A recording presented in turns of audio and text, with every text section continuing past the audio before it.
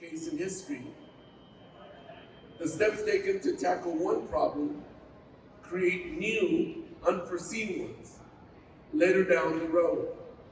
That is the case here, where the federal government stepped in and told airports that the best way to combat potential fires would be using forms with PFAS chemicals. That's right, the federal government urged and directed airports to do this, which we now know have been linked to a wide range of health hazards, including cancer and developmental harm. This was not a malicious policy, or one undertaken to knowingly threaten our communities. But with what we know now, we see these chemicals seeping into groundwater supplies, putting nearby residents at an unacceptable risk. Access to clean water is paramount to protecting the health of our communities. And because these were federally required foams at the root of this problem, I believe it's important that the federal government support our airports and our communities to deal with the effects of that policy. That's why I voted for the Bipartisan Infrastructure Law, which allocated $10 billion to address PFAS and other contaminations in our water supplies.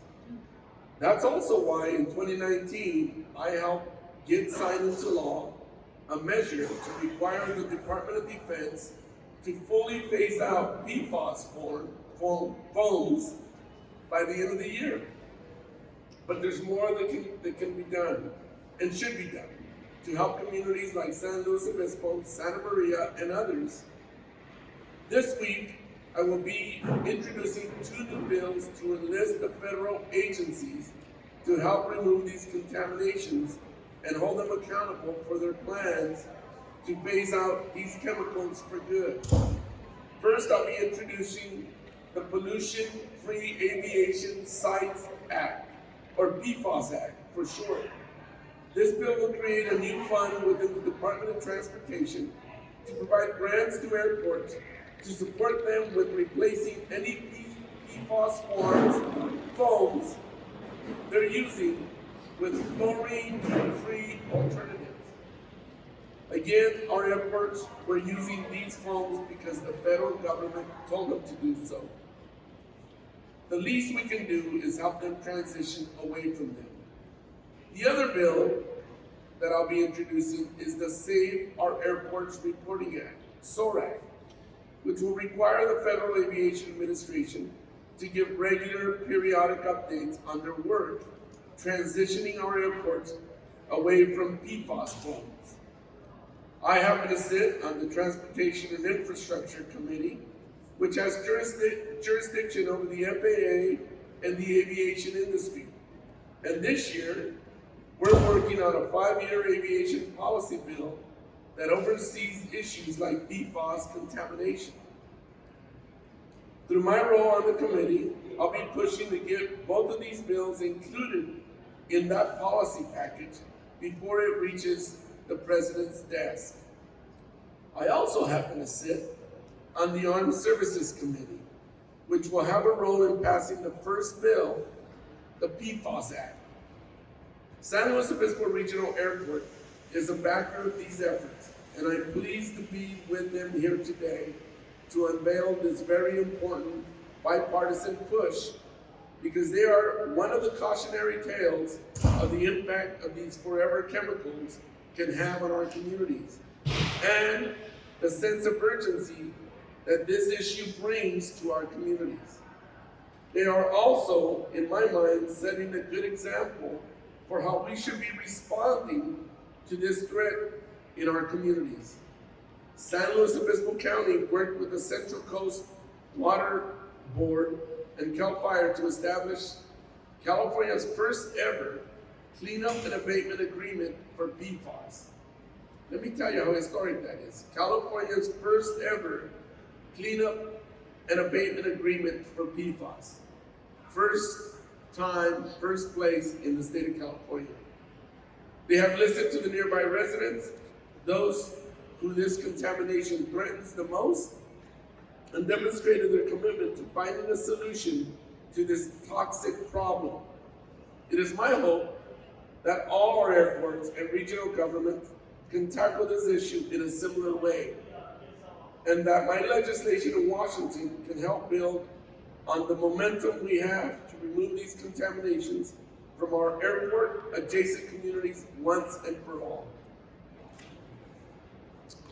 Now I would like to introduce Supervisor Don Ortiz Legg to say a few words.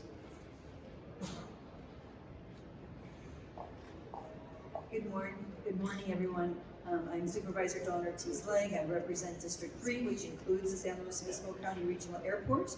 And on behalf of the County of San Luis Obispo, the Board of Supervisors, and the citizens we serve, we thank Congressman Carbajal for listening, bringing awareness, and responding to our calls for assistance.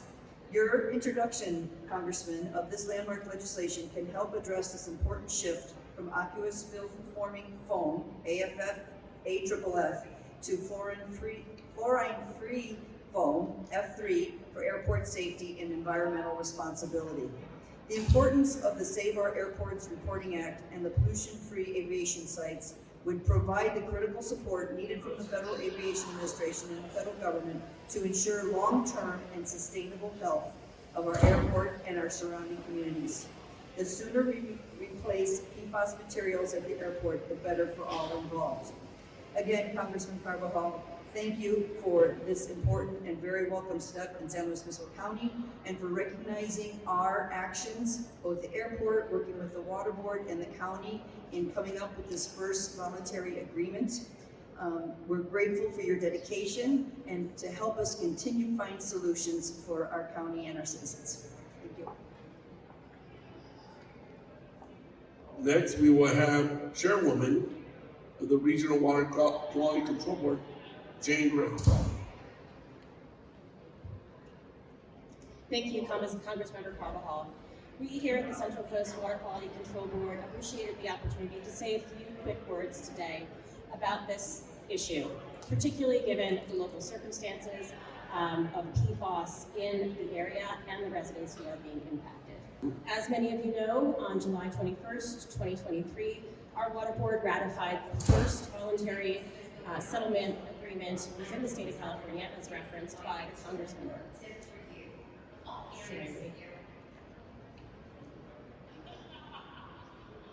The County of San Luis Obispo, CAL FIRE, Water Board, and airport staff have all worked diligently to deliver this voluntary settlement agreement and address the critical water needs of the impacted residents within the area and within the PFAS impacted wells. In the absence of state and federal regulations to date, our staff was able to craft this agreement and provide those critical activities. We are grateful to our partners. We are grateful to be here to talk to you today and really look forward to an opportunity to continue to enhance and improve our water quality. Thank you again, Congressmember Carbajal, for your leadership. And last but not least, our SLO Airport Director, Courtney Johnson. Good morning.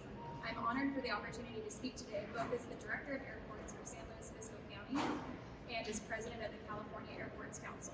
Our commitment to advocating for and advancing the interests of airports across California is unwavering.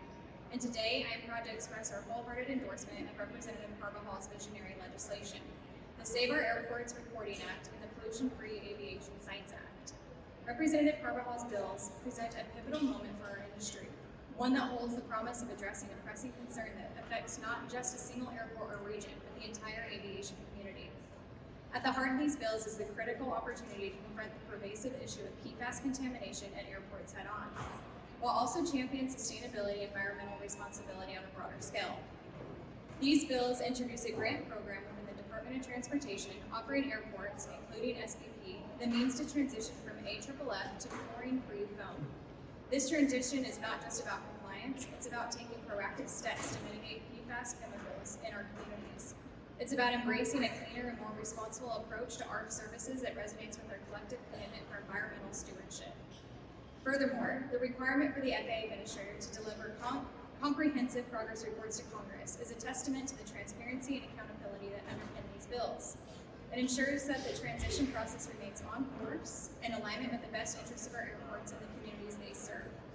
Representative Carvajal's legislation is a proactive step that transcends individual airports, benefiting the entire aviation community by safeguarding the environment, promoting public health, and strengthening our industry. I encourage all stakeholders to support the Save Our Airports Reporting Act and the Pollution-Free Aviation Sites Act, recognizing their far-reaching benefits for airports nationwide. Thank you, Carbajal, for your attention and your dedication to our shared goals for our community.